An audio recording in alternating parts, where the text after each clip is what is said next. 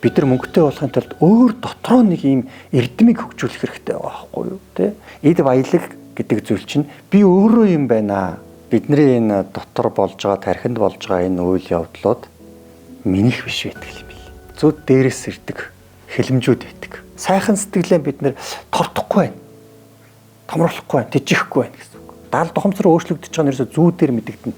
Бурхны бүтээгч агуу тэр хүч чадлыг юугаараа иргэшээдэг вэ гэх тийм зэрэг анхаарал төвлөрлөөр. Жаргаад байгаагаа зовлон гэж харчлаа шүү дээ одоо. Гэхдээ тий одоо яаж жаргах юм бэ тэгэрч. Энэ цагийнхаа бид хамтран подкастын оюун бодол гэдэг энэ дугаар Монгол хүний халуун сэтгэлүүдээ үзэгчдэд сайн үсийг санхүүж үлээ гэсэн. Даал тухамсар гэдэг.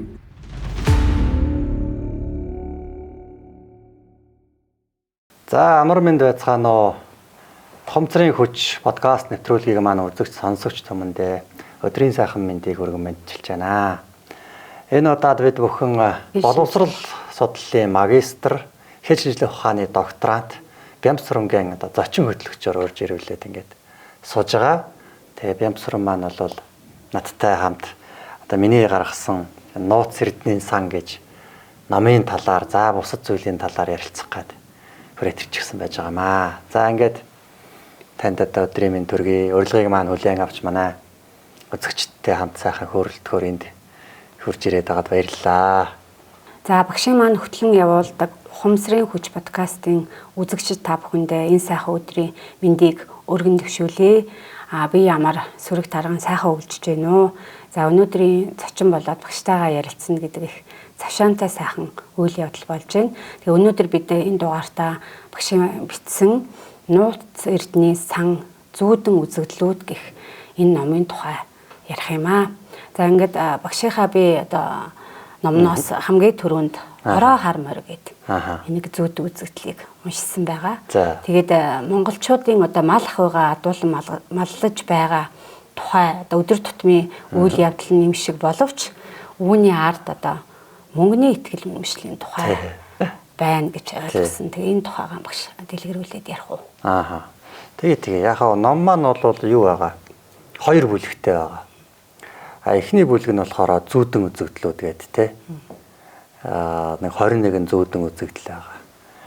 Хоёр дахь бүлэг нь болохоор шүлгэн хэлэмжүүд гэдэг шүлгүүд байгаа л да. Гэхдээ зүгээр нэг шүлэг биш, бас цаанаас нэлээ юм хэлж байгаа.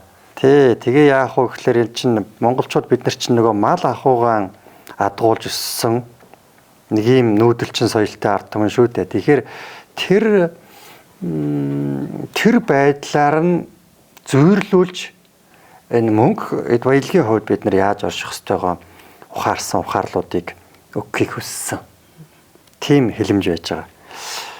Тэгээд энэ дээр юу болж байгаа вэ гэхлээр зэрэг бол та одоо уншсан байх те. Энэ ороо хормортой нэг юм адуун сүрхтэй нэг залуу байж байгаа. Тэгээ нэг адуун сүргэн дотор нь бол нэг ороо хормор байдаг. Малж исэн хүмүүс бол мэдэх байх л да. Ороомаар ер нь баригддаггүй. Хүний тэр нэг өөр энэ барьж авах гэж байгаа байр байдлыг маш сайн анзаарч мэдээд тэгээс сүргээ хаяад ингээ газар цогтаачдаг. Тэгээ дийлддэггүй, баригддаггүй нэг тийм мөр байдаг. Тэгээ яг тийм нэг ороо хар морьтой л нэг адуучин залуу. Сүрэг адуутай тэр чинь. Тэгэл ороо хар морион барьчих гад л ороо хар морион барьчихгээд л үзээд ядаг барьж чаддгаа. Тэгэл ингээл нэг юм ороо хар морь барихын хүсэл мөрөөдлөн болсон адуун сүрэгтэй нэг юм залуу яваад байна гэж. За ингэж жаад мань хүн бол ороо хар морио нэг өдөр барьж авдаг. Тэгтээ барьж авахдаа яасан бэ гэхээр өөрөө бол худаг дээрээ ирдэг. Худаг дээрээ ирээд нөгөө худгийн онгоц гэж мал уцалдаг те. Хаваа татаад сайхан нөгөө онгоцоонд өргөчгээд ингээ хүлээгээ сууж исэн. Тэг нөгөө ороо хар морь нусаа авах гэдэг үгээд ирсэн гэж. Тэгэхээр нь бариад авсан. Тэгээд мороо нунаад одоо сайхан амьдралаа гэж нэг иймэрхүү зүйрлэл үзэгдэл байна л да. Тэгээ зүүдэн үзэгдэл гэж байгаа. Эднэр бол ингээд ийм зүүдүүд тэгээ үзэгдэлжүүлж бичсэн тийм л зүйл үүдэлтэй. Ингээд нэг малж байгаа юм боловчиг энэгээр цаагуур нь юу хэлсэн бэ гэхлээр хүн яаж мөнгөтэй болдгийм бэ? Хүн яаж ер нь эд баялагийг иргэшээж болж авах хэвээр юм бэ гэдгийг л энэ үзэгдлэр бол тайлбарласан. Эд баялагтай болох, мөнгө төгрөгтэй байх гэдэг энэ ойлголт бол одоо хүн амьд байсан цагт хүн төрлөختөн байсан цагт заавал нэг чухал ойлголт, заавал нэг чухал нэг тийм мэдэгдэхүүн байсаар л байх юм билээ л дээ. Тэгээ мөнгөтэй болно гэхээр хүмүүс бол яадаг вэ гэхлээр ингээд яг тэр цаасан мөнгөн дээр их төвлөрдөг юм байна. Цаасан мөнгийг л олж авах гэдэг, цаасан мөнгөний хойноос л гүгээд байдаг. Гэтэл яг мөнгө гэдэг зүйл чинь бол цаасан мөнгө биш юм байна. Мөнгө гэдэг зүйл бол баялаг юм байна гэж байгаа. Тэгээ баялаг гэдэг зүйл хаанаас гарч ийнэ гэхлээр жинхэнэ баялаг бол хүний өөрт нь байгаа тэр зүйлээс гарч байгаа байхгүй юу? Бидний эд хөрөнгө гэдэг байгаа шүү тийм ээ. Ороо хар морь бол мөнгө гэдэг. Яг үнэ тий. Тэгээ бид нэр мөнгөний хойноос яг л ороо хар морь уургалах гад тавьж байгаа юм шиг л сэтгэдэг тухай. Яг үнэ тий. Байгаад байгаа шүү дээ. Тий шүү дээ. Эд хөрөнгө баялаг гэдэг зүйл бол ингээд хаасаагүй байхгүй юу? Адуун сүрэг нь бол баялаг нь. Эд хөрөнгө нь. Эд хөрөнгийн дотроо эд хөрөнгийн нэг хэлбэр нь бэлэн мөнгөөр одоо солилцоход маш тийм хялбар байдлаар байж байгаа эд баялагийнх нь нэг хэлбэр мөнгө байхгүй та. Адуун сүрэг нь бол эд хөрөнгө байхад тэрэн дотор нэг л моринд мөнгө гэж байгаа чинь тэр. Түүн шиг бид нар одоо ширээ сандал хувцс хунар гэдэг ингээ баялаг бидэрт маш их байна шүү дээ. Эд хөрөнгө маш их байна шүү. Би ийм баян байхгүй. Тэрэн дотор энэ хувцастай адилхан нэг хөрөнгийн нэг хэлбэр бэлэн мөнгө. Тэгэхээр бид нар ганцхан тэр байгаа бэлэн мөнгөөр өөрийгөө дүгнэх гэдэг байхгүй юу? Ингэхлээр чинь нөгөө баялаг гэдэг энэ томоор нь харах харц маань ганцхан мөнгөн төр төвлөрөөд өөрийгөө ядуугаар мэдрэх нөхцөл бүрдчихэд байгаа байхгүй юу? Тэгээ залуу бол яаж нэг л ороо хар мороо л барьж унах гэдэг. Тэгээ нөгөөх нь баригдахгүй. Бид нар бол ганцхан мөнгөн дээр л төвлөрөөд байгаа мөнгөтэй болж чадахгүй. Энэ хоёр чи өөрөө ингээд адилхан зөвлөл болж байгаа зү тий. Тий. Бас нэг сонин санаа нь бол би өмнө нь тэгж бодож байгаагүй юм билээ гэж. Юу байсан бэ гэхээр одоо гэртээ байгаа. Та одоо өөрийгөө ядуу гэж бодоод байна уу? Та нэрээ баян хүн штэ гэж тэгж байгаа. Тэгснээ гэртээ байгаа чи тавилгаа нэг бүгдийг бичиж чагаад нэг үнэлээд үзтээ. Гингүүт нэрэн манай гэрт чи ямар их мөнгө байгаа юм бэ гэж л бодогдож байгаа юм л да. Түүнээс гадна чи өөрийнхөө зан чанар, ур чадвар тэр дотоод их нөөцөө бүгдийг бичээд үнэлээд үзтээ. Гингүүт үнэхээр л баян гэдгийг өөр ирэхгүй л мэдрээд эхэлж илээ л дээ. Тэгээ энэ ороо хар морины тухай явж исэн зүйл маань ийм мөнгөний тухай ихтгэл үнэмшил ийм одоо сонирхолтой байдлаар гараад ирэхээр их тийм олзуурхаад уншууртай санагдаад дахиад дараагийн сэдвээ уншмаар юм шиг тийм мэдрэмж төрж байна. Тий. Би ч үндсэндээ говийн хүн. Тэгээ манай одоо нутаг руу бол одоо худгаар усалдаг.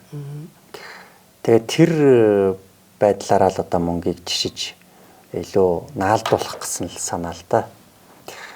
Үнэхээр биднэрт бол асар их баялаг байгаа боловч тэр баялагаараа баянаа мэдрэхгүй яваад ахаар чинь өөрөө бидний далд тухамсар маань тэр гачигдал, дутагдал, ядуу хоосон байгаа юм шиг тийм мэдрэмжэн дээр гацчихж байгаа байхгүй юу. Тэгээ тийм сэтгэл зүй мэдрэмжэн дээр гацчихаар тэр хүнд тийм л зүйлээр татагдж ирээд байгаа байхгүй юу. Тэгэхээр бид нар бол одоо ахуйгаасаа эргэн тойрноосоо их баялагийг мэдэрч явах хэрэгтэй байгаа.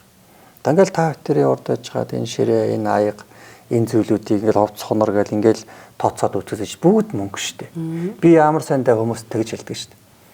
Ишкаун дотор ч дүүрэн бодол 10-20 мянгатын бивсгэртүүд ишкаун дотор ч ингээл урагдаал сэмрээл өрчигээл орчигаал хөвчээд. Галтгооны шүгөө онгоолгоод үз тэр сав суулга аяг халбаг сэрээ бүгд мөнгө штэ. Тэд чинь ингээл зүгээр өстой бодол мянгатын дэвсгэртүүд те 500-ын дэвсгэр 5,000-ын дэвсгэртүүд ингээл ишкаун дотроо оволчихсон тэгэл ураал сэмлээл ингээл хаяал хөвтөж байгаагаас бол ямар ч ялгаа байхгүй гэж. Үнэхээр бид нар ингээд энэ мөнгө эд баялаг дээр юм мунхаглалтай байгаа байхгүй юу. Бэлэн мөнгө ингээл юу л нэг параметрал янз бүр юм авчна. Тэгэл аваачаал ишкаунд аяж нөгөө чин бэлэн мөнгө хувирчлаа штэ тий. Тэгээ нөгөөтгөө аваачаад ингээд хэрэггүй юмнуудыг худалдаж авна. Тэгэл шаардлагагүй нөгөө юмнуудаа ингээл мараалын илэгдэлд оруулаад ингээл хэвтүүлээл, зайзлүүлээл, байлгаалаа тий. Ингэж гал тэгэл нөгөөдгий чинь тэгэл хэрэглэхгүй байна гэж хаялаа тийм. Ингээл мөнгө хаялаа шүү дээ. Мөнгөн дээр ингээд айгуу сая хариуцлагатай байхгүй ээжээж мөнгөө бараа материал болгож шкафундаа болж хайчаал тэгэл мөнгө ийм байгаагийн чинь л одоо наадахаар чинь бас ойлгох гал юм л. Тэгээ мөнгө хаанаас үүсээд байгаа юм бэ? Мөнгө хаанаас үүсэж бий болоод байгаа юм бэ? Гэдгийг л ойлгох гэдэг байхгүй юу наад үзэгдэл чинь. Тэгээ наадхан дээр чи яаж байгаа гэхээр тэр залуу бол ерөөсөө тэр ороо хар мороо барих гэдэг. Ороо морь чи яг араас нь хөөх юм бол гүйцэгдэхгүй. Зүгээр орчин үе зүгээр яг машин моциклоор хөөвөл баригдж болох юм. Уул хадар гараад ингээд авчих юм бол ерөөсөө баригдахгүй. Тийм морь байдаг. Тэр чинь арга хэрэглэж барьж авах хэрэгтэй байхгүй юу ороо морийг. Хашаа хорон дэвтэх аргалж чад оруулдаг ч юм уу одоо өстөний худаг дээр ирэхээр нь барьж авдаг ч юм уу тий. Арга хэрэглэж барьж авах хэрэгтэй. Яг энэ ороо хар морь чинь мөнгө байхгүй та. Яг энэ шиг мөнгө гэдэг зүйлийг бид нар арга хэрэгжилж барьж авнаа. Араас нь хөөгөөд нэмэргүй. Ерөөсөл мөнгөний араас л ингээл нүд улаан ямар цагаан гэдэг үлээ. Ингээл хөөх гээд байгаа байхгүй бид нар. Тэг мөнгөтэй болохгүй шүү дээ болохгүй. Гэхдээ яах вэ нэг жоох юм амсан. Тэгэл улам мөнгө чинь гүгээд явна. Тэгэл араас нь гүйж очиод нэг жоохон тастаж аваад амсан. Тэгээ нөгөө мөнгө чинь улам цаашаа гүгээл байна. Тэгэл нэг амсаад амсхийхийн зурал холдоод явчихна. Араас нь дахиалгүй нэг ийм муур хулган шиг л амьдралаар амьдрах гэдэг байгаа байхгүй юу. Тэгэхээр мөнгө гэдэг зүйл хаанаас үүсэж бий болоод байгааг ойлгуулахын тулд энэ залуу нэг ороо хар морь араас нь хөөхөн болоод худаг дээр өрөөдөрч байгаа. Энэ юуг хэлж байгааг гэвэл бид нар мөнгө олох гэж араас нь хөөхөн болоо. Өөр тэрээр дотроос чинь тэр худгийн ус чинь дороосоо ингээ ундарж идэг юм байхгүй юу. Дороос чинь ундраг нь ингээд гарч ирээд байх. Тэр зүйл чиний дотор байгаа. Тэр зүйл чи юу юм бэ? Дотоодын авиас чадвараа, дотоод чадамжаа, за мэдлэгээ, мэдрэмжээ. Үгүй ядаад би хэлдэг. Хүмүүстэй сайхан харилцаатай байх бол мэрэгжлээс илүү их мөнгө олдог зүйл шүү. Том баялаг шүү гэж хэлдэг. Тийм багшийн номон дээр одоо яг ороо хар морь дээр байгаа тэр чи хүртэх хэрэгтэй. Чи жаргах хэрэгтэй. Чи хайрлагдах хэрэгтэй гэдэг юм уу түнд их тийм таатай сайхан мэдрэмж төрөөд нэрэн тийм штэ. Би нэрээ их баялагтай хүн юм биш үү гэсэн сэтгэл бол яахын аргагүй төрөөд ирж байгаа. Тэгэхээр бид нар мөнгөтэй болохын тулд тэр залуу ороо хар мороо барьж авахын тулд худаг дээрээ ирээд худгаан дүүргэсэн байхгүй юу? Онгоцтой усаа худгаар дүүргэсэн шиг бид нар мөнгөтэй болохын тулд өөр дотроо нэг юм эрдэмийг хөгжүүлэх хэрэгтэй байхгүй юу? Тэ? Сайхан сэтгэлийг, сайхан ааш занг, тэ мөнгөний талаарх зөв итгэл үнэмшийг өөр дотроо засаад тэ тэрийг дотроосоо худагтай уснаас ус татаж байгаа юм шиг тэрийг гаргаад бусдад өгөх хэрэгтэй байхгүй юу? Бүтээл гаргаад ингээд гараасаа юм дотоод мөн чанараа ил гаргаж ийм барьцтай юм болгож бүтээгээд тэгээ тэрийг хүнд өхөрчин тэрийг чинь хүн хөдөлтөж аваад ингээд орж ирж байгаа зүйлийг мөнгө гэдэг юм аа. Тэгээ мөнгө тэр гаднаас банкнаас ирээд байгаа юм биш ээ. Таны дотор байгаа юм танаас гараад гадагшлаад тэгээ тэр хүнд нэг ач тус үзүүлнэ. Тэгэхээр тэр хүн тэр ач тусаа цаасан мөнгө болгоод оруулж ирж байна. Ингээд энэ чинь ингээд юм эргэлт байхгүй да буцаал өөрт орж ирдэг. Энийг л бид нар сайн ойлгох хэрэгтэй байгаамаа. Эд баялаг гэдэг зүйл чинь би өөрөө юм байна. Би өөрөө баялаг юм байна. Багшийн зүүдэн хэлэмжүүд, зүүдэн үзэгдлүүд гэхээр одоо та минь зүүдэндээ л бүгдийг зэгцсэн гэсэн үг юм уу? Миний хэлтэй санагцл та. Тий. Ер нь бидний энэ дотор болж байгаа, тархинд болж байгаа энэ үйл явдлууд минийх биш байдаг юм бэл. Бид нар бол ингээд миний бодол гэдэг байгаа шүү дээ, тэ? Миний бодол биш. Тэр энэ тэндээс ирсэн. Энэ оршихуч өөрөө юм энерги. Тэгээд дотор ч бас нэг бодол ханаас ирдэг вэ гэдэг нэг шүлэг байгаа шүү. Тийм билээ. Зүйт ч гэсэн тэр. Зүйт дээрээс ирдэг хэлэмжүүд байдаг. Тэгээд энэ зүүдэн хэлэмжүүд нь бол зүүдүүдэлтэй. Би ч ингээд орныхаа хажуудын юм дэвтэртэй. Тэгээд зүүдлээд сэрэнгүүтээ бушуухан бичиж авахгүй бол тийм арчдаг байхгүй. Бушуухан дэрийг бичээд аав. Тэгж жагаад яхаа зүүд бол ингээд янз бүр л байдаг л да. Нэг морь зүүдлээ, нэг хүн зүүдлээ, нэг юу ч зүүдэлж болно. Гэхдээ тэрийг зүгээр тайлбарлах нь тэр зүүдэн дээр тулгуурлаад тэрийг нэг тийм юм болгож тайлбарлаж штэ. Тэр нь илж чухал л да. Тийм багшаа. Тэгээд зүүдэлчлээ. Тэгвэл тайлбараа зүүднийхээ дараа бичдэг гэсэн үг үү? Тий. Энэ надад юуг ойлгуулах гэсэн байж болох вэ? Одоо тий Тэнгэр бурхан надад энэ зүүдээр дамжуулж юу хэлсэн байж болох вэ? Ингээд дахиад шинжихгүй та. Тий. Дахиад сайн ингээд нухацтай аваад үзэхлээр чинь надад ийм ойлгуулах гэж байгаа юм байна гэж орчрно шүү дээ. Өстой сайн бурхан Тэнгэрийн өглөг гэлтэй сайхан юм аа. Багшээ зүүд үзэгдэл дээр 20 ба 2 настай зочин гэдэг нэг зүүд үзэгдэл байгаа шүү дээ. Тэгээ энэ дээр бол одоо бас л нэг энгийн үйл явдал өрнжсэн аа. Үүний цаана бол бодол сэтгэлээ анзаарах тухай энэ ойлголт байж байгаа юм шиг байна. Тэнгүүт бид нар энэ бодол сэтгэлээ анзаарах энэ чухал ажлыг ерөөсөл хийхгүй эсвэл их бага хийдэг. За заримийнх нь хувьд бол бүр анзаарах гэдгээ ч мэдхгүй л яваад байгаа шүү дээ. Наад чинь бол ингэж байгаа шүү дээ. Шөн ингээд манай гэрт дотор нэг тийм залуу ороод ирсэн тийм ар зацгссэн. Одоо өсмөсөө оргуулчихсан ч юм уу тийм арзгаар утсан өссөн одоо нэг рок стилийн залуучууд чинь ингээл шивээс хийлгээл нэг юм нэг хадаастай утсан өсөөл нэг эвгүй байдаг шүү дээ. Тийм нөхөр орж ирчээд сүрсаркаар гүүгээд л ингээл нэг гэж байгаа. Өсчээд л гүүгээл өсөж цогч. Гэхдээ тэгсэн чинь тэнд нэг дөнгөж мөлхөд сурж байгаа нэг 2 нас хүрээгүй те нэг ой гарамтай нэг юм хүүхэд нялх хүүхэд явж кардортой явж. Маань залууч нөгөөмөө нялх хүүхдийн чинь гიშгчгээд л дээгүүр нь өсөрч гараад хажууд нь ингээл өцөж зогсоо тэр нялх хүүхэд байгаагаар харж байгаа юм байхгүй дээгүүр нь ингээд бяцг шихнэ гэж байгаа юм. За тэгээд одоо яах вэ хөө гэж хаад нөгөө хүүхдэд чинь нялх хүүхдэд чинь очиод хооллотч. Тэгсэн нөгөө нялх хүүхд чинь одоо үлгэрт гардаг шиг тийм пүт гээл том болоод ирж. Ийм том болоо. Дахиад хоол өгсөн чи пот гээл ийм том болоо. Дахиад хоол өгсөн чи пүт гээл ингээд бүр том болоо ийм. Одоо суума бүхэн авраг бүх шиг л нэг ийм булаа залуу тэр дороо томроо гараад ирж. Тэгсэн чинь нөгөө залууч нь бол 20 настай залуу гэж байгаа маа. Google таквал тэндээс гарч ирэл дээгүүр нөгөө хүүхдийн чинь гიშгчгээл гаш гიშгчгээ хүрээд ирлээ. Нөгөөдөг чинь баг булаа залууч нөгөө коридорыг баг тэр чигт нь хаачихсан юм зогсож байгаа биз. Нөгөө рок стилийн залуу чинь зүр базаад ингээ бариад байгаа. Нөгөөдөг чинь зүгээр хааш ч хөдлөхгүй ингээд өргөж байгаа байхгүй. Тэгээд ингээ тавиад тэгээ нөгөө залуугийн чинь хөөж гаргаад нөгөө хүүч нь бол эдхэн сартай мөлхөө жаалчин бол одоо тийм том залуу болсон гэрийг эзэгнэж штт. Нэг тиймэрхүү үзэгдэл болж байгаа. Домог үлгэрээ шинжтэй. Тийм үү. Тэр чинь нөгөө зүүдэнд чинь ингээд нэг үлгэрчим шиг домогчим шиг янз бүрийн болно штт. Тэгэхээр энэгээр юуг илэрхийлээд байгаа гэхэлэр хамгийн нэгдүгээрт нь бид нар энэ муу сэтгэл гэж яриад байгаа штт. Бидэрт одоо уур байна, гомдол байна, айдас түгшүүр байна, атаачдоо зам байна. За тэгэл биднэрт бол өөрийнхөө одоо гимшиж харамсдаг зам байна. Өөрийгөө муучилдаг их мухай муу сэтгэл байдаг шүү. Өөрийгөө ингээ тоодоггүй, өөрийгөө үнэлдэггүй.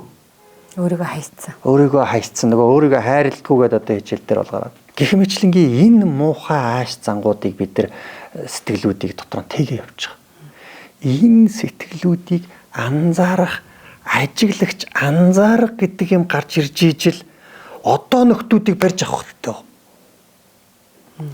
Энэ муу сэтгэлийн энэ төлөв байдлуудаа бид нар анзаарч ажиглах тэр чадвар маань сул дорой өчүүхэн тэр хөлд орж байгаа, хөлд ороогүй тийм мөлхөж байгаа хүүхэд шиг нялх балчир байгаа байхгүй юу? Тийм нялх балчир байхтан чин зэрэг тэр муу сэтгэлүүд чинь уулмал дэврээд байгаа байхгүй юу? Тэ? Уурж байгаач мэдэхгүй шүү дээ хүмүүс. Уурлааг байна би гэдэг. Уурлаад идэх хүмүүс. Тэ? Эсвэл уурлахгүй яах юм ингээл тэ? Эч нөгөө анзаарахгүй шүү дээ. Би уурлаад байгаа юм байна гэдгийг мэдрэхгүй шүү дээ. Тийм болтлоо бид нар ингээд тэр ажиглах чадвар алдсан байхгүй юу? Тэр ажиглах чадвар чинь тийм том болоод өсөөд ирэх юм бол тэр муу сэтгэлүүд чинь зүгээр хавхаа бариад байгаа байхгүй юу? Өө би надад уур төрөх гэж байна. Уур чинь ингээд яг ингээд маш нарийн хэмжээнд нь аваад үзэх юм бол уур чинь эхлээд нэг гадаад нөхцөл байдлыг хараад. За энэ хүн намайг одоо муу хэллээ. Намайг доромжиллоо. Энэ хүн намайг доромжилж байна. Ийм муухай үгээр доромжилж байна.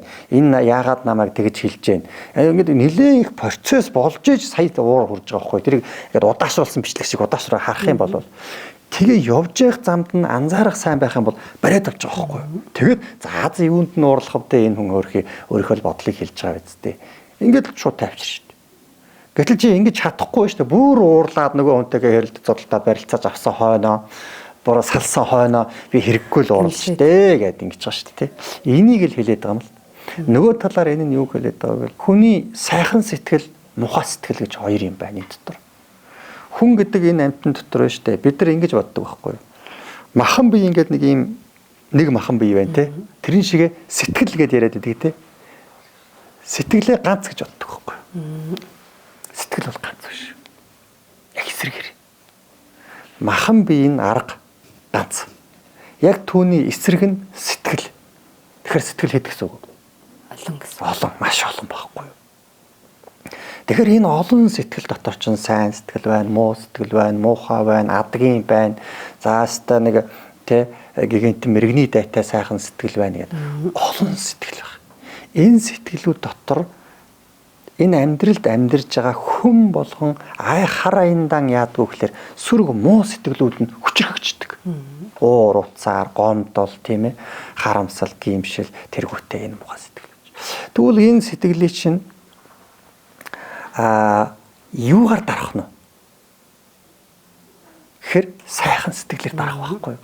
Тэг сайхан сэтгэлээ бид нар хөгжүүлж томруулах юм бол нөө муу сэтгэлийг чинь нэстраа хийчих юм байхгүй юу? Сайхан сэтгэлээ бид нар тордохгүй байна. Томруулахгүй байна, тэжихгүй байна гэсэн үг. Тийм санааг бол наадхан дээр чинь агуулж байгаа л да. Та нэмж хэлэхэд юу таньсан байна? Би бол одоо яг бодол сэтгэлээ анзаарахыг хичээдэг болсон байна. За. Одоо ер нь за өглөөс ирээд за би ер нь ямар сэтгэл төрж гэн гэдээ анзаардаг. Ер нь бол багшийнхаа сургалтанд сууснаас хойш ер нь илүү өөрийгөө анзаардаг болсон байх шүү. Тэгэхээр бодол сэтгэлээ анзаарах тухай бид нэр зөндөө их юм уншсан мэдсэндээ тэгээд яг үүндээ бол үйлдэл дээр гаргаж ийн үгүй юу гэдэгтэй л их нөгөө үр дүн нь хамаардаг юм шиг байна. Мэдээд байгаа, уншаад байгаа, сонсоод байгаа бид нар ч одоо мэдээлэл 900-д амьдарч байгаа учраас маш их юм үзэл сонсч байна шүү дээ. Тэгсэн хэрнээ яг өөр дээрээ төвлөрч ийн үг гэхээр л завгүй. Тэгээд нөгөө ороо хар марны араас явж байгаа юм шиг мөнгөний араас яваад өөрийгөө анзаарахгүй, гэр бүлээ анзаарахгүй. За тэгэл ингээд ирэхээр харилцааны асуудлууд үүсээд эхэлж байна л да. Тэгэл бүгдээрээ ууртай, ундуутай, тэгээд сэтгэлээсээ хамаарад өвчин зовлон гараал. Иймэрхүү л байгаад байгааг одоо багшийнхаа хичээлд сууснаас хойш мэдрээд ойлгоод ингээ хүмүүст бас хэлж гисэн натай яваад байгаа л таах шиг. Нууц эрдэнэ сан намын 2 дугаар бүлэгт бол шүлгэн хэлэмжүүд байгаад байгаа. Тэгэд энэ багшийн одоо шүлэг найраг гэдэг ч одоо бас хаанаас гараад ирэх үү? Бас зүүдэндээ гараад ирэх үү? Эсвэл одоо хүмүүсийн энэ бодит кейсийг сонсож байгаа юм уу? Эсвэл өөрийнхөө амьдралын тууллаас энэ шүлгүүдээ гаргадаг. Тэгээ нөгөө онгод орно гэдэг шүү дээ. Гинт ингээд нэг мөртүүд орж ирдэг шүү дээ. Эвлэгдээл. Тэгээ трийг нь алдахгүй бичиж авах хэрэгтэй л алдчихл чинь марч шүү дээ. Тэр чинь янз бүрийн байдлаар гоё ингээд нэг сэтгэл хөдлөх үед их орж ирдэг шүү дээ. Нэг тийм гоё ухаарл авах үед унтаа сэрүүний завсраар бас их орж ирдэг. Эйнштейн нэг тийм дадалтай хүн байсан гинлээ. Төр зүр ингээд дуг хийж амардаг гинэ. Байн тэгж дуг хийж амардаг өдөр тэдэд удаа. Тэгээ дуг хийж амрахтаа яах вэ гэхээр одоо нэг олон түлхүүр ингээд нэг гархинд хийцэн байдаг шүү дээ тий. Тэрэн шиг юм түлхүүр бариад гартаа бариад тэгээд ингээд сандлаа налаад дуг хийх юм байна. Тэгээ хүн яг дуг хийгээд унтаад ирэхээр биеийн сулраад нөгөө түлхүүрээ алдаад тарах гэдэг нөгөө түн унхаар чочоос ирэх юм байна л да. Тэгтээ яах вэ гэхээр яг тэр зөөрөмбөлж авах үед энэ толгой дотор ийм бодлууд одоо их гоё мэдээллүүд орж ирдэг гинэ. Жинхэнэ нөгөө дээд хүчнүүдийн бодлоод орж ирэх юм байна. Мэдээлэл орж ирэх юм байна л да. Тэгээ тэрэн шиг яг тэр унтаа сэрүүний завсар байх үед орж ирж байгаа мэдээллүүд их онцгой байх тохиолдол их байх. Ер нь зүүдээр бол маш сайхан мэдээллүүд их орж ирнэ. Гэхдээ эн чинь бас шаталтай юм байлээ. Нөгөө айдас төгшүүр нөгөө л муу сэтгэлүүд маань их байгаа хүнд бол нэг юм нац цухтаагаал нохоогахаа зөглөөл те. Нэг мангасаа цухтаалгаал хөл тушаатай явж өгдгөө ингээл нэг тийм айдсын зүүдүүд байдаг шүү дээ. Хар дарсан зүүд. Илүүтэй ингээд тэр сөрөг сэтгэлүүд чинь арилаад ирэхээр илүү гэгээлэг гой зүүдүүд зүүдээр өөрчлөлт 70 тухамсар өөрчлөгдөж байгаа нь ерөөсөө зүүдээр мэдэгдэнэ. Тэгэхээр тэр тийм дадалтай хүн байсан гэж байгаа Эйнштейн бол. Тэрэн шиг би бас ингээд яг тэр зүүдний завсар үед мөртүүд бас их ингээд орж ирэхээр тэмдэглэж байгаа. Тэр бас их гоё шүлгүүд болдог. Одоо зохиолч Арван Найрагчд бол нэг юм сэтгэл нь хөдөлсөн, их догдолсон одоо сэтгэл мэдрэмж нэлээд дээшилсэн үедээ бүлэг шүлэг гаргадаг. За эсвэл одоо гуниад, одоо гутраад бүр ингээд нэлээд сэтгэл зүй доошилсан үедээ бас нэг шүлэг Арван Найраг бичээд ах шиг байдаг л да. Миний ер нь шүлгүүд өөр юм байна лээ. Би бас ямар нэгэн Арван Найргийн ч юм уу тиймэрхүү юмрээс мэдхгүй. Ер нь нэг шүлэг мүлэг бичиж байгаагүй. Би багтаа ч гэсэн шүлэг бичиж байгаагүй. Тэр яг гинтэл бичдэг болсон. Сая сүүлд том болсон байна гэх юм уу. Тэгээд тэр Арван Найргийн ном, Арван Найрагчдын шүлэг бүтээлүүдийг энэ төр уншаад үзэхээр их өөр байгаад байгаа минийх. Ер нь бол шүлэг гэхээсээ илүү бараг тэр хэлэмж гэдгээр нь л ойлгол их зүгээр. Тэр үг мөр холбож жагаад тэрний цаана нэг ухаарал, тэрний цаана нэг юм ойлгох гэдэг. Тэрийн л гол ав бол зүгээр. Тэгээ миний шүлэг бол илүүтэй тэр нөгөө энэ сургаал шүлгүүд гэж байдаг л да. Сургаал шүлгүүд. За нөгөө данзаар авж байгаа шүлгүүд байдаг. За бусад ингээд энэ буддист төмсүүдийн сургаал шүлгүүд гэж байдаг. Тэр чиглэлтэйг л илүү дөхөх юм байлээ. А яг нэг гоё ингээд нэг уянгийн адилтай гоё үгтэй шүлгүүд байдаг штэ. Тэгэж бол биш чадахгүй байгаа. Яг тийм юу бол орж ирэхгүй байгаа юм шиг байгаа. Багшийн шүлгүүдийг уншихаар бол энэ ухаарлын, талархлын, хайр уучлалын шүлгүүд ихэнх хувь нь эзэлсэн байгаа. Тэгэхээр хүний дотроос гарч ирж байгаа энэ шүлэг одоо үг гэдэг бол тухайн хүний дотоод сэтгэлийг илэрхийлж байгаа хамгийн том илэрхийлэмж. Тийм баг. Учираас багш бол өөрөө хайр талархал уучлалт дүүрэн хүн юм аа л гэж би багшийн шүлгийг уншаад дүгнээд байгаа штэ.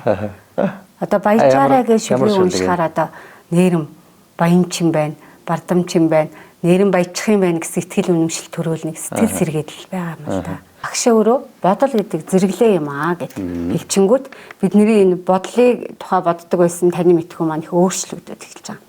Одоо жишээлбэл энэ шүлгэн дээр би ингэж бодож байна гэд би биелүүгээ дайрдаг байлаа. Чиний бодол буруу гэд жижилж хүн рүү өсчдөг байлаа. Энэ бодол гэдэг чинь элдв янзын хуурмаг үзэгдлээ. Ээдрүүлж ухааныг самуун болгодог ирэм яран хоосон зэрэглээ гингүүт бодлын тухай ойлголт маань шал өөр болол ирж байгаа юм да. Ингэх ёстой юм байна, ингэж хийдэм байх гэж итгэцэн нэг тийм бодол, хоосон бодол хуурмаг. Гэтэл тэрэндээ бол бид нар маш их хүлэгдэж, баригдаж итгэлчээ. Тэгээ тэрүүгээрээ амьдралаа залах гэдэг ингээд зовоод яваад байдаг. Хамгийн энгийн жишээ гэхэд чинь мөнгийг маш их хязгаарлагдмал гэж итгэдэг байхгүй. Гэтэл мөнгө гэдэг зүйл бол баялаг гэдэг зүйл шүү дээ. Хаа сайгүй ингээд байж тээ. Баялаг гэдэг утгаар нь харах юм бол. Тэгэнгүүтэл мөнгө болох бол маш хэцүү хомс гэдэг нэг ийм итгэл үнэмшлэлээр бүр гацаад тэгэд энэ итгэл үнэмшлийн хүнд хэлж өгөх юм бол энэ итгэл үнэмшлийн бүр хамгаалаад өөдөөс дайрдаг. Үгүй ээ мөнгө чинь элбэг байхгүй да хаа сайгүй байдаг байхгүй да чи ингэж бодож явах хэрэгтэй гэх юм бол тийм үг гэж ухаарсан боловч цаанаагүй дээ мөнгө бол хомс штэ хэцүү штэ мөнгө олох хэцүү штэ ч гэдэг юм те. Гэхдээ маш олон жишээ байж болно. Ерөөсөө хүн гэдэг зүйл бол энэ өөрийнхөө худал хуурамгаар бодож итгэсэн тэр итгэлээ ингэж барьж хатгаж зурчаад тавихгүй тэр бодлыг нь хөндсөн хүнийг харин өөдөөс нь дайрдаг. Тэр бодлоо хамгаалаад миний бодол зөв чиний бодол буруу гэд ингээд тавиад. Гэтэл тэр зүгээд бариад байгаа тэр итгэл үнэмшил тэр бодол чинь буруу байвал яах юм бэ? Тэр чинь зүгээр л хоосон зэрэглээ шүү дээ. Тэ? Хуурмаг.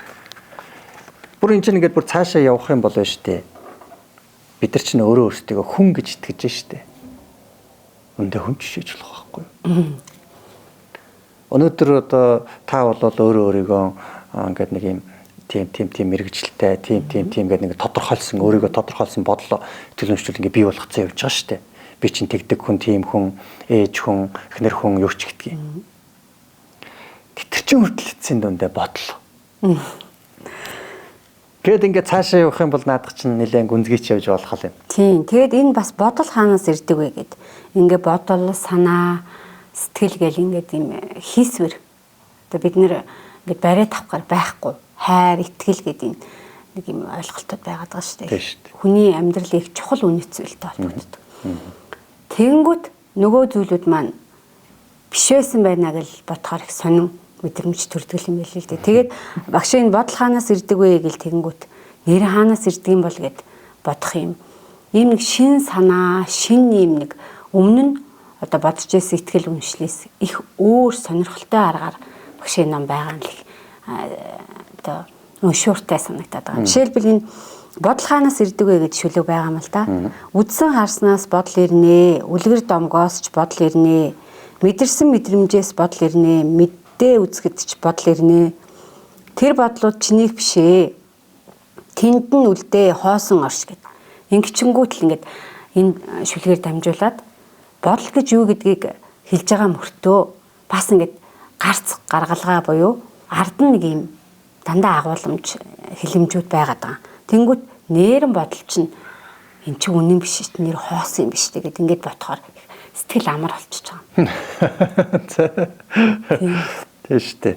Одоо гомдол гэдэг байгаа шүү дээ, тий. Гомдол чинь зүгээр бодол шүү дээ, тий. Өнгөрсөн цагт болсон.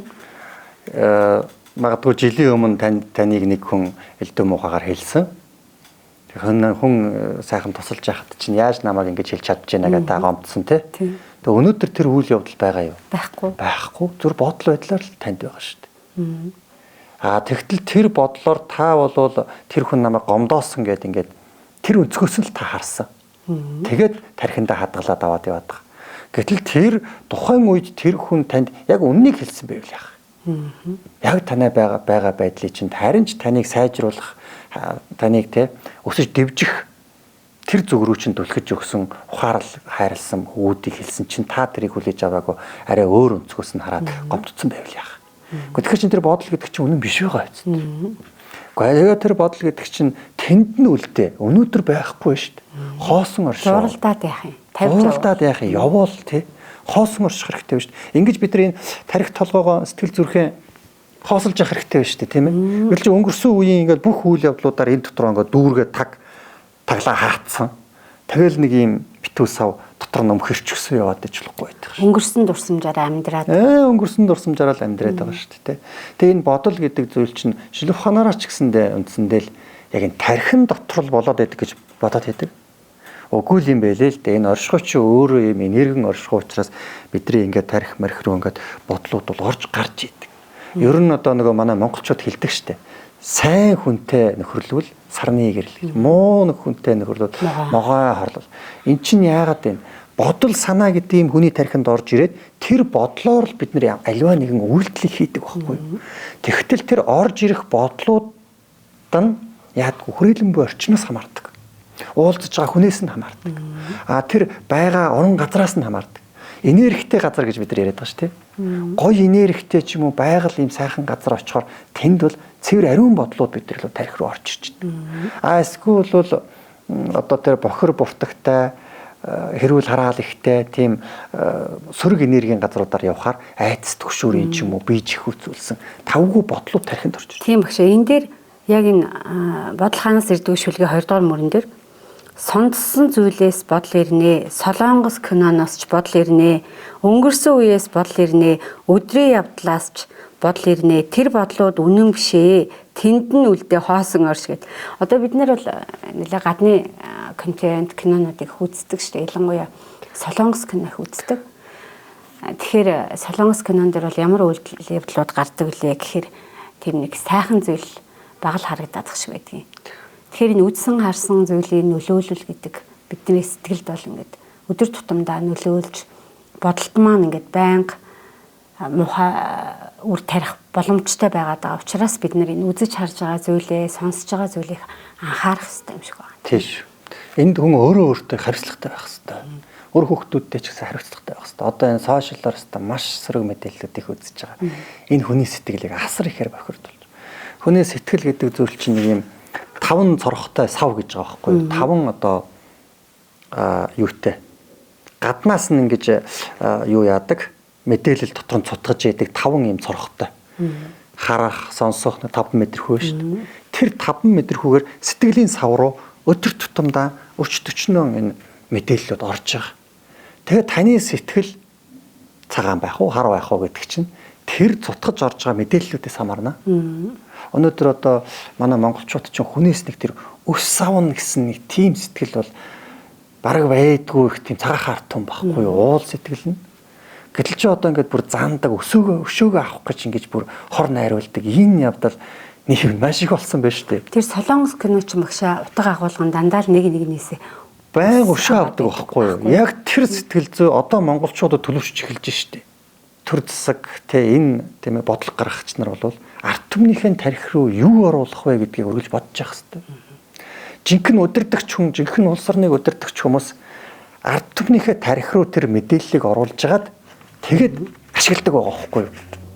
Дайнтай кино гаргасаар хагаад дайн хийдэг гэж байгаа. Олон жил дайнтай кино үзүүлсээр хагаад нөгөө ард түмний тарихч нь даал тухамсраараа өөрийн мэдлгүй дайн хийх ёстой юм шиг юм тэр уур амьсгал бүрдчихдэг. Тэгээд за дайн хийя гэдээ удирдахч шийдэх нь шүү дээ. Тэгэд ард түм эсрүүцэхгүй гэсэн үг. Окей. Ухамсрын ингэж атгаж ийжил улс орныг удирдсан шүү дээ, ард түмнийг удирдсан шүү дээ. Энэ дээр чинь одоо бодлогоон алдчихал хамаа замбраагүй хамаагүй кино энэ сошиал контент мэдээллүүд яваад ард түмний сэтгэл чинь одоо бохирдоод тэгэл одоо бөөн стресс бухимдалж байна. Тийм. Тэгээ бидний анхаарал хаана байна гэдэг их чухал байгаа. Одоо яг энэ сэдвүүдээр бол багшийн анхаарал хаана байна, би тэнд, анхаарал хаашаа, би тийшээ, анхаарал юунд, би түүнд, анхаарал юу руу, би түүн рүү, анхаарал хаана байна. Тэнгүүт нэрэн хүн би нэр юу анхаарад байгаа вэ? Өдөртөө би юу бодоод байгаа вэ? Гэл ингээд өөрлөгөө анхаарах, өөрлөгөө анзаарах зүйл маань эхлээд байгаа байхгүй юу? Тэгэхээр энэ шүлэг бас л яг тэрнтэй холбогдож байна л да. Анхаарал юу руу би түүнд нөлөөлнө. Анхаарал юу руу би түүнийг үүсгэнэ. Анхаарал юу руу би түүнийг бүтээнэ. Анхаарал юу руу би түүнийг томруулна, аривжуулна, баяжуулна гэдэг. Тэгэхээр бид нөгөө юун дээр төвлөрч чинь тэр нь томорно гэд багш ярьдаг шүү дээ, тийм ээ. Хүн гэдэг энэ амьтан бурхны хүч чадлыг хэрэгшээдэг. Бурхан хүнийг өөрийнхөө дүр төрхөөр бүтээв гэж судрын үг. Тэгэхээр хүн гэдэг энэ амьтан бурхны хувилгаа. Тэр бурхны хувилгааны их хүч чадлыг бурхны бүтээгч агуу тэр хүч чадлыг юугаараа хэрэгшээдэг вэ гэх юм зэрэг анхаарал төвлөрлөөр. Анхаарал төвлөрөл гэдэг зүйл бол агуу хүч чадал хүнд байгаа агуу хүч чадал. Тэг квант физикээр бол тэр ажиглагчийн нөлөө гэж ярьж байгаа тийм. Ажиглагч тэр бодис ямар байхыг шийдээд идэг. Тэр бодис өөрийгөө ямар байхыг биш. Одоо энэ цайг хор байна гэж бодоод би уухад хор уuna гэсэн үг. Аршаан гэж бодоод уухад аршаа уuna гэсэн үг. Энэ цай биш миний анхаарал өгж байгаа анхаарал энэ цайны найрлагыг шийддэм байна гэдгийг квант физик тогтоогод байгаа шүү. Тэгэхээр анхаарлаа бид нэр одоо хаана байна вэ гэдгийг байнга шинжиж ил явах хэрэгтэй байна. Саяхан би нэг танилтайгаа таарсаж байна. Манай энэ сөөхий удирдлах хэвээр хэрэг алхаа гэдэг. Яаж яа гэдгсэн чинь одоо тэ сөөхүүд чи уулна ингээд манай байранд хэдэн айл амьдарч जैन тэр айл төлбөрөөр төллөө. Тэгэхээр энэ сард хэдэн төгрөг хураагдсан тим зарцуулаач гэх юм ингээд жилдээ нэг удаа ч юм уу заавал тайлан тавьж явах хэрэгтэй хуультай юм байна. Тэгсэн тэр тайлангаа тавиачаа гэж сөөхөөс шаардахаар сөөхийн дарга тэр тайлангаа тавихгүй байгаа юм байна. Тэгээ манай хоёр сөөхийн даргатайгаа мууталц хэрэлцсэн юм байна. Тэгээ манай энэ сөөхийн дарга гэж хэвээр нэг хэрэггүй авгаа байгаа магаа гэдэг. Нөгөөдгөө ч хэвээр муулж байна. Тэгээд би таны анхаарал яг одоо юун дээр явж байна вэ гэж асуусан. Тэгсэн чинь нөгөөдөг чинь гайхаж яснаг юун дээр юу авах вэ энэ хогийн сөөхийн авгаа тэр л явж штеп. Тэг чинь. Тэгээ таны анхаарал тэгвэл хөгжил дэвшил дээр явж гэнэ үү? Сүрэл доройтол дээр явж гэнэ үү гэдгсэн чинь. Юуг сүүх сүрэл доройтол дээр байж идэв. Би энэ чинь байрнаас өөх сайхан ажилласаа гэж бодоод би тэгж хэлж байгаа шүү дээ.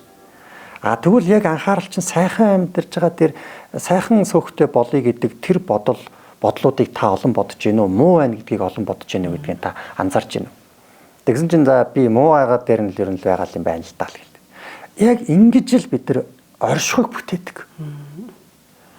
Одоо яг энэ квант физикийн хуулиараач тэр бидний ухамсарын хуулиараач тэр хүн манай энэ сөөх маань сайхан одоо энэ үнэн шударга ажилдаг сайн ажилдаг тийм ээ.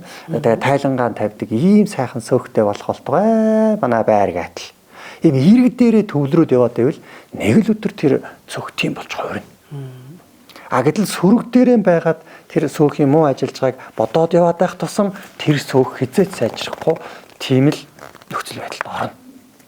Тэгэхээр энэ ээжүүдэд бол яаж санаа зоволт гэж айхтар юм байна. Хүүхэд манд гिचгүй ингэж санаа зовоол. Энд чинь өөрөө хүүхдийнхээ ирээдүйг хорлож байгаа би бүрээ эхэлдэг. Хүүхдийнхээ ирээдүйг харааж байгаа хараал наатгач гэж хэлдэг. Хүүхдээ сайн сайхан яваасаа гэж сүүн цацлаа өргөөд ерөөдөг ард том байсан чинь одоо санаа зовж хараал хүүхдийнхээ ирээдүйд хийж идэг ийм ээж болцсон байна та гэдэг ингэдэг. Их хүн бол өөрөө бүтээгч гэдэг шүү дээ. Асар хүчтэй бүтээгч. Их хүн чинь нөгөө үр хүүхддэрээ байн анхаарал нь явдаг байхгүй юу? Тэгэхээр үр хүүхдийнхээ тэр оршихуйг тэр анхаарал төвлөрлөөрөө гайхамшигтай бүтээгч хүн байхгүй юу?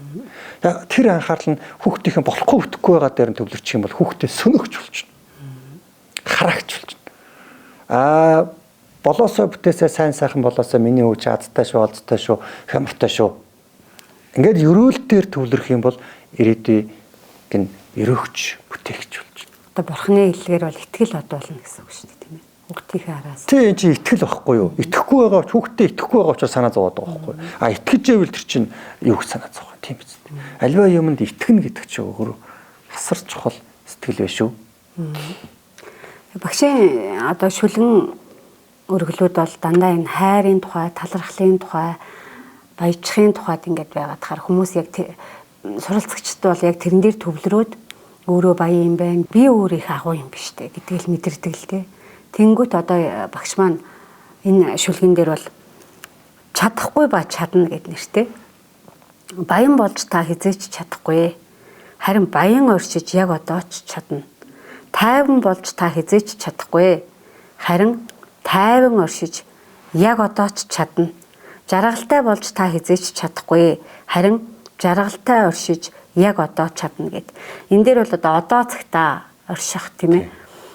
Энэ тухай бол дурдсан шиг байгаа. Тэнгүүт бид нэр баян болж чадахгүй ч гэж магадгүй. Гэвчиг яагаад баян оршиж болохгүй гэж үр хүүхэд маань байна, хань ижил маань байна. Үгүй энэ Монгол сайхан эх орн маань байна. Гэхдээ одоо юугаар дутсан гэж нэр гониглах юм бэ гэд бодож ийм сайхан эерэг бодол үүсэж байгаа байхгүй юу? Тийм. Одоо баян болъё гэж ингээл нэг хүсэл байна шүү дээ энэ чинь. Ирээдүйд цаг хүсэл байхгүй юу? Ийм ирээдүйд цагийн хүслээр явах тусам одоо цаг дээр хоосноо мэдрээд байгаа байхгүй юу? Тэм учраас хүсэл нь биелдэггүй. Биелдэггүй. Баян оршиж баяныг мэдэрч оршиж байгаа хүн баялгийг өөрлөгөө татдаг болвол хүсэл их тэгээд тахаар тэр ирээдүйд цагт л болно. Одоо цагт хоосон байгаа учраас хоосноор л байгаад байдаг. Тэгэхээр баян болъё гэд явж байгаа хүн бол өнөөдөр хоосон хүн л гэсэн үг байхгүй юу? Харин баян оршиг гэх юм бол яг одоо ч чадна. Баян болно гэдэг чинь одоо хайцсангүй ойлголт шүү дээ. 100 тэрбумтай хүн 1000 тэрбумтай болъё гэж явчихлаа шүү дээ. 10 тэрбумтай хүн 100 тэрбумтай болъё гэж явчихлаа шүү дээ. Баян болоогүй л байхгүй юу? Баян оршин гэдэг чинь өөр яг одоо хинч чадах зүйл байхгүй юу? Энэ бол оюун санаа ухамсар бодлороо хийдэг ажил учраас хинч яг одоо чадна. Нэг тийм баян болсон хүний түүх байдаг шүү дээ. Юу ч хоосон байж. Тэр нэг ойд амьдэрдэг гэж л дээ. Ойд нэг юм уртсанд амьдэрдэг. Тэгээд энэ далд ухамсарын хууль байхгүй юу эн чинь. Өнөөдөр баялагийг мэдэрч, өнөөдөр талархалтай оршиж, өнөөдөр хорвоо ертөнцийн энэ баян тансаг сайхныг мэдэрчээж маргааш өөрт нь баялаг татагдж ирдэг нь хууль байхгүй юу. Тэгэхэд мань хүн энэ хуулийг мэдчихэд би одоо өөрийгөө баянаар мэдрий гэхгүй юу. Тэгсэн нэг мө хоосон овоохоосноос өөр юу ч байдгүй. Тэгэд одоо юу мэдэрч би баяныг мэдрэх вэ гэж бодож яснаа. Ойд амьдарч байгаа. Хүү би ч юусоо модоор баян юм биш гэж бодсон. Тэгэл өдөр болгон би өстэй ийм их моттой, би ийм их баян гэдэл өдөр болгон боддог болж гинэ. Тэгсэн нэг шөнө уртнаасаа гараад ирсэн чинь тэнгэр харж ил тэнгэр дүүрэн од байсан юм байна тий. Энд бүх одууд бол минийх гэж бодож байна. Би одоор баян гэж бодож байна.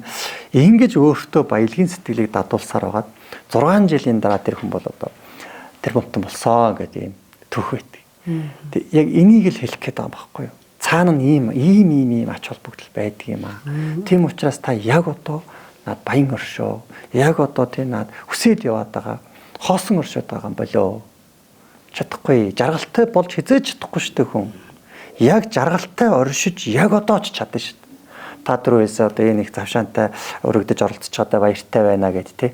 Үгүй та хоёр ингээд сайхан түмэн олондоо эрийг сайхан мэдээлэл түгээгээд тэгээ ингээд сууж яах гэдэг чинь ямар сайхан бэ? Ямар их аз жаргал вэ чи одоо. Энэ ямар их хов хөрөөл вэ? Хэд хичнээн хүн ингээд сууж чадж байгаа билээ. Гэл ингээд бодох юм бол чи одоо тэр дрон би аз жаргалтай орж эхэлж шít. Тий. Гэтэл чин заавал маргааш тийм хэлнэ, нөгөөдөр тийм хэлнэ.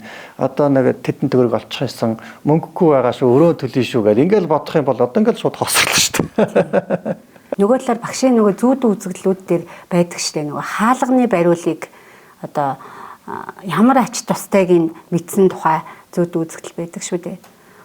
Тэгээ бид нар ийм жижиг юмны ач тусыг ч анзаарч харахгүй л ингээд яараал, юурууч яарад байгаа мэдхгүй ингээл бүгд л тавцгаагаад байгаа шүү дээ. Гэтэл ийм жижиг юмнаас аз жаргалыг юм уу, ийм жижиг юмнаас ач тусыг нь олж харахаар сэтгэл маань дүүрээд ирж байгаа тийм. Хаалганы бариул бол байж лээдэг зүйл. Өдөр тутамдаа бид нар хэрэгжилж лээдэг зүйл.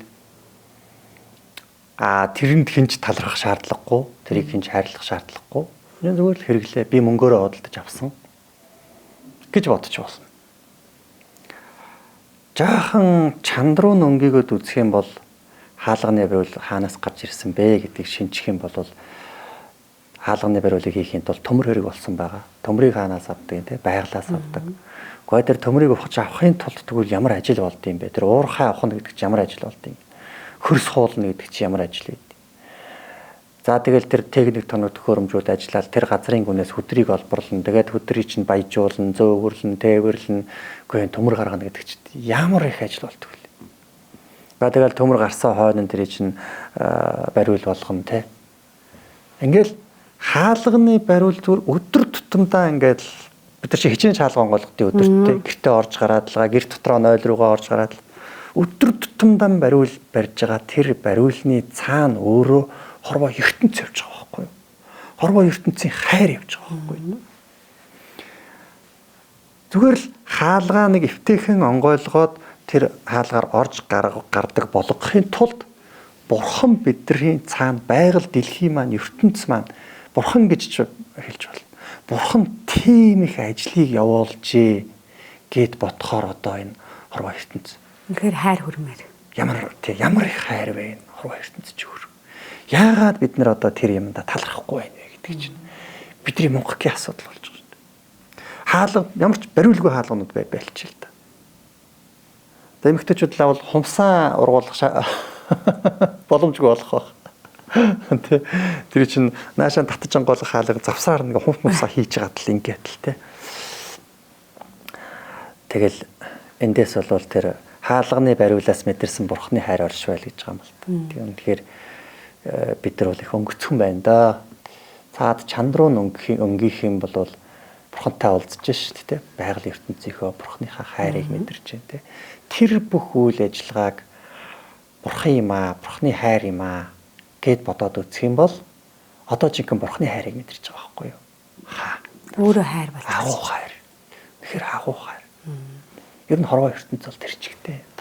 Зүйрлэшгүй хайр бид нар байх. Нар гэдэг чинь тэр чигтэй агуу хайр. Үгүй энэ агаар гэдэг чинь хайр байхгүй. Энийг ч ялгалгүй байгаль их маань өгж идэг.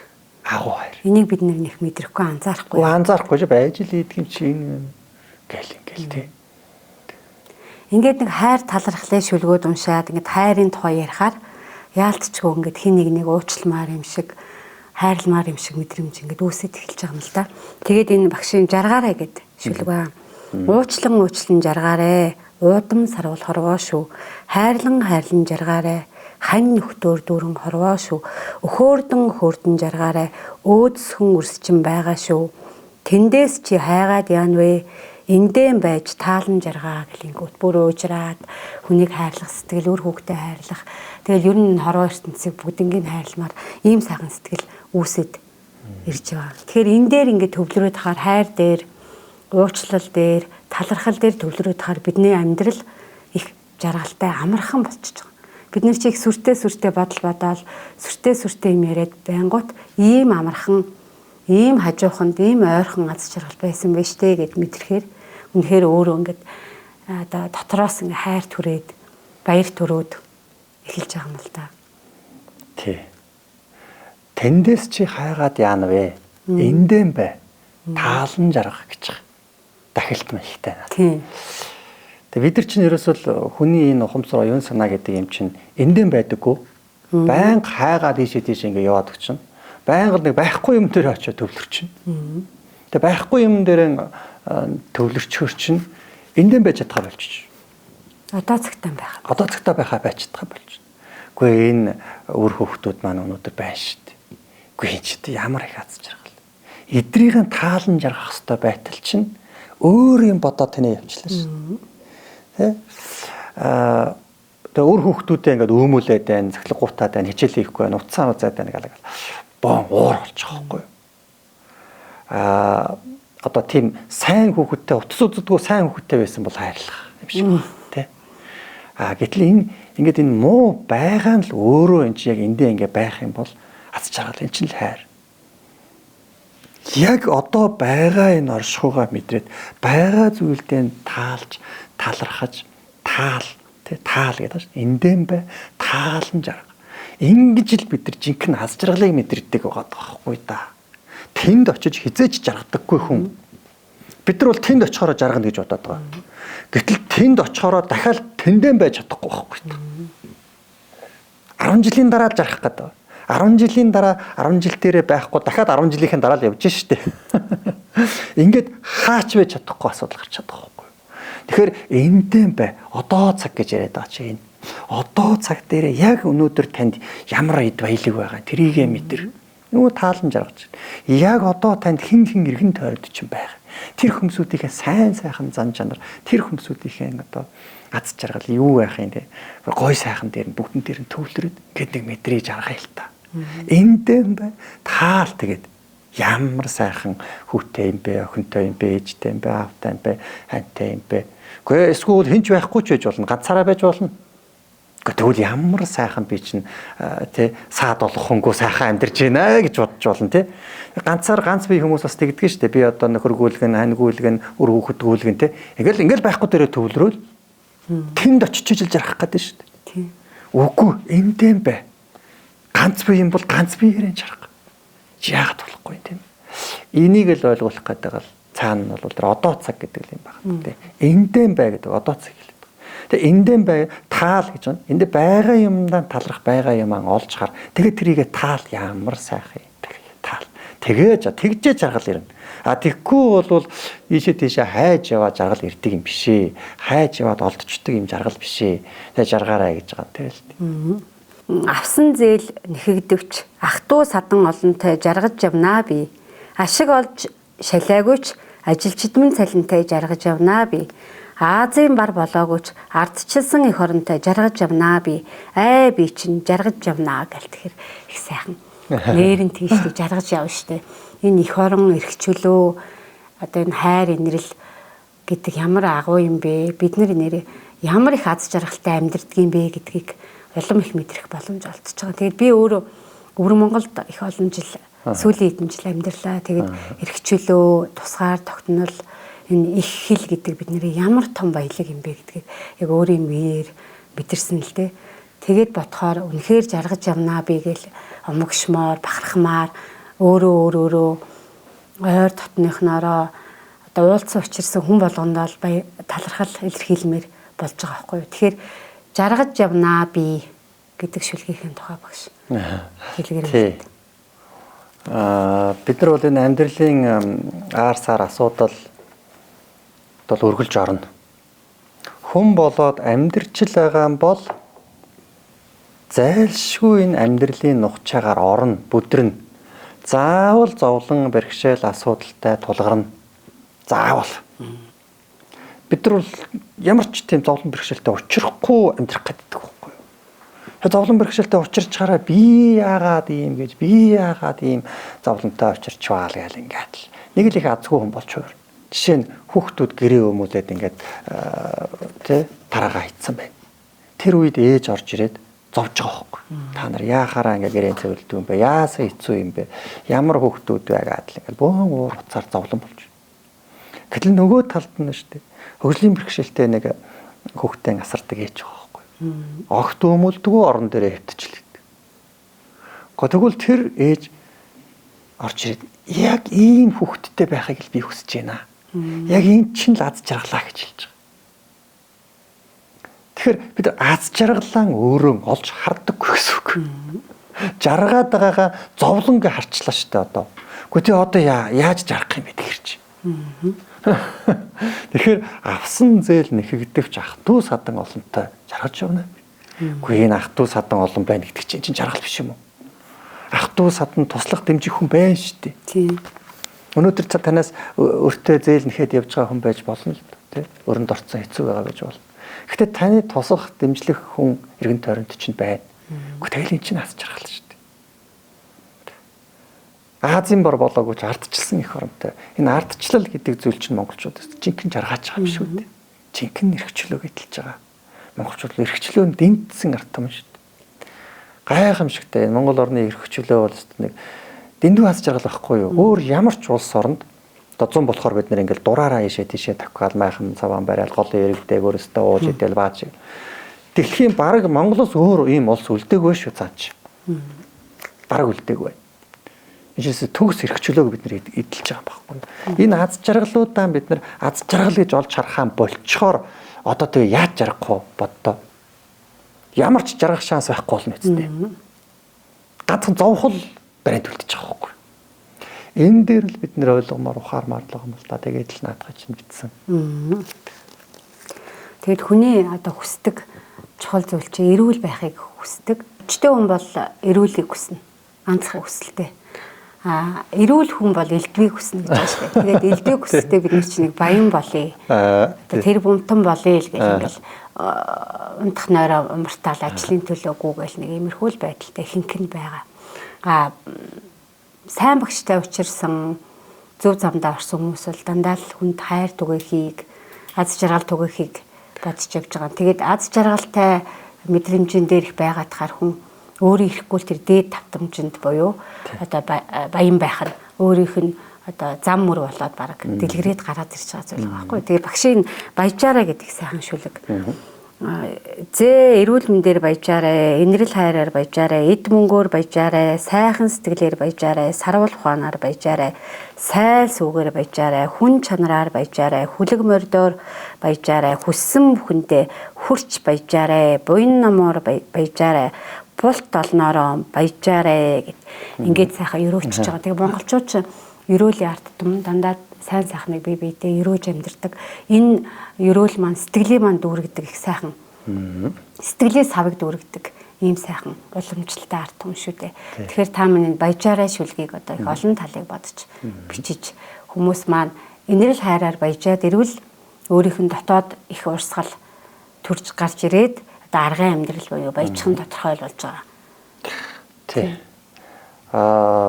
Баяжин гэдэг ойлголт чи өөрөө ганцхан эд баялаг дээр биш. Тэ эрүүл мэнд, хайр сэтгэл, тэгэл одоо инрэл тийм ээ гэгэрэл бүх ном эрдэм тийм удаар баяжих тухай ойлголт шүү дээ. Тэр утгаар нь бичсэн ерөөл байж байгаа. Тэгээ би бол одоо Монголын ард түмнийг ерөөж бичсэн л дээ. Тэгээ наа чин одоо би жишээ нь говийн хүн гэдэг хур бороогоор баяжаарай гэж. Манай говьд бороо шиг их юм хэрэгтэй байна. Тэ. Тэгээ худал биш үннээр баяжаарай гэж. Худал хуурамгаар баяжих гэж оролдоод байгаа энэ зам мөрчин бол баян биш л дээ. Буцаал өөрт нь гай болоод тэр нэг олсон баялаг нь өөрт нь гай болчиход. Эдсэн хоол нь өөрт нь хор болно гэдэг чинь тийм болж байна. Тэгээд одоо нэг баян болж ирэвэл ингээл болоо гэл ингээд зөвхөн эд баялаг дээр баяжих тухай юм болоод байгаа байхгүй юу? Баян болно гэдэг чинь зөвхөн мөнгө эд баялаг хөрөнгө биш ээ. Баян гэдэг бол тийм ээ ухаан, эрдэм тийм ээ мэдлэг хайр сэтгэлээр хүн баяжих хэрэгтэй байгаа байхгүй юу? Инрэл хайр, уучлал өршөөлөөр хүн баяжих хэрэгтэй байгаа байхгүй юу? Энэ чинь жигхэн баян байхгүй юу? Эрхэм баян эрдэм ном гэж байгаа шүү дээ. Адаг баян бол эдгүү гэж байгаа шүү дээ. Тэр чинь л байгаад байгаа юм бол тэгэж бодож л. Үлдэх мөрмөн сэвгүй байгаад өр удам минь сайн сайхан хүмүүс өсөж төрнж эрүүл сарвал байвал энэ одоо ямар баялаг юм те? Агуу баялаг үсттэй. За тэгээд хоёулаа одоо Хомсрын хууч подкастынхаа энэ дугаарыг өндөрлөх бас жоохон төгсөж байна. Тэгээд хоёулаа номынхон тухай бас ингээ ярьсан юм чинь энэ үнэмлэхүй бэлгийн гэгээг мандуулагч гэж байгаа юм л да нэр нь. Тэгээ нууц эрдний сан хэмээх зүүдэн үзэгдлүүд оршвэ гэж байгаа. Үнэмлэхүй бэлгийн гэгээ гэдэг нь бол бидний нөгөө дотоод сэтгэлийн хүчийг хэлж байгаа.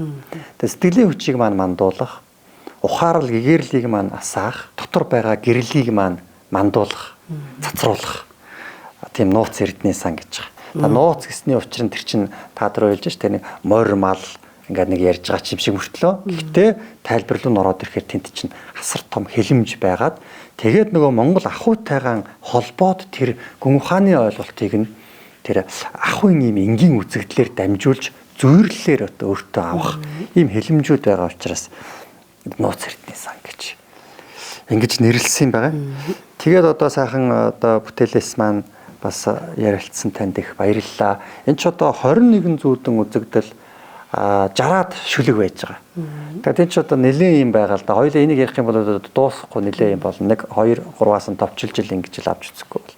Үзэгчтэй маань уулзуулж зочин хөтлөгчөөр чиглүүлж сайхан ярилцлага өрнүүлсэн Бямсүрэндээ баярлалаа, талархлаа. Тэгээд өнөөдрийн энэ подкаст нэвтрүүлэг маань энэ хүрээд өндөрлөж байна. Анхаарал тавин сонссон үзэгчид та бүхэндээ талархлаа, гялайлаа, баяртай.